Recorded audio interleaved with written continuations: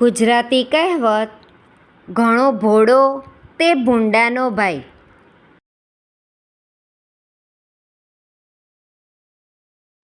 ઘણો ભોળો તે ભૂંડાનો ભાઈ.